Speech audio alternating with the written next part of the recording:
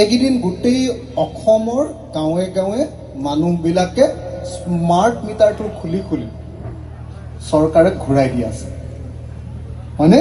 Smart মিটাৰে Batla লাগে, smart মিটাৰে Batla লাগে, smart মিটাৰে Batla লাগে। ইলেক্ট্ৰিচিটিৰ বিল বাঢ়িছে নেকি? সঁচাকৈ বাঢ়িছে নেকি? বিদ্যুতৰ বিল বাঢ়িছে নে নাই? স্মাৰ্ট মিটাৰ লগোৱাৰ পাছত বিল কাৰ কাৰ কমিছে? বিল কমা মানুহৰ সংখ্যা ইয়াত কিমান আছে? স্মাৰ্ট মিটাৰ লগাইছেহি নাই আপোনালোকৰ পিনে? লগোৱা নাই? এইফালে লগাইছে নে নাই? ক'ৰবাত ইয়াত লগোৱাহি নাই? হা,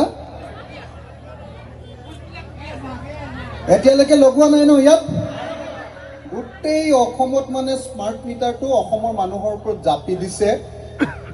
একদম শদিয়াৰ পৰা গোলাঘাট মানুহলৈকে এতিয়া পুৰা লগাই আছে। আৰু গোটেই অসমৰ মানুহে কৈ আছে যে আমাক স্মাৰ্ট মিটাৰ নালাগেও, স্মাৰ্ট মিটাৰৰ কাৰণে বিজেপি চৰকাৰ কৰা নাছিলো বুলি কৈ আছে এতিয়া, বুজিছে নাই?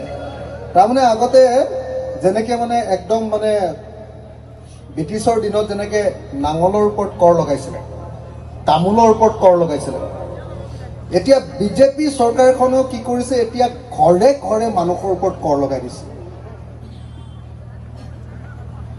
মুখ্যমন্ত্ৰীয়ে সদায় কয় যে নহয় মইতো চবকে 1250 টকাকে দিছোঁ অৰুণোদয়, হয়নে?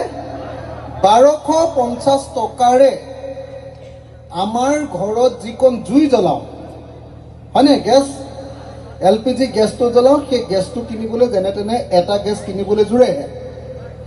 তাৰ পাছৰ যিকণ জুই অৰ্থাৎ ইলেক্ট্ৰিচিটি, হয়নে?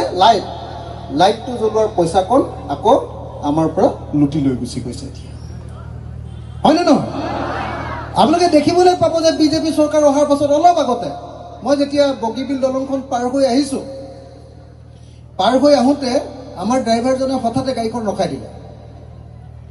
মই কিবা এটা পঢ়ি আহিছিলোঁ, এই অসম চুক্তিৰ 6 নম্বৰ দফাৰ কমিটিৰ কিবা এটা মুখ্যমন্ত্ৰীয়ে দিয়া ৰিপৰ্টৰ কিবা এটা কপি এটা পঢ়ি আহিছিলোঁ। মই গম পোৱা নাই, হঠাতে গাড়ীখন ৰখাই দিলে। ৰখাই দি ক'লে ভৰিলোঁ এনেকৈ ক'লে। মোক কি ভৰিলে? তাৰপিছত ইফালে চাই দেখিছোঁ যে এখন একদম লাইট লগা গাড়ী এখন ছাইডৰ পিনে ৰৈ আছে। আমাৰ গাড়ীখনৰ ফটো তুলিছে। নেশ্যনেল হাইৱেত আমি 60তকৈ বেছি স্পীডত অহাৰ কাৰণে আমাৰ ওপৰত 2000 টকাৰ ফাইন লগাইছে।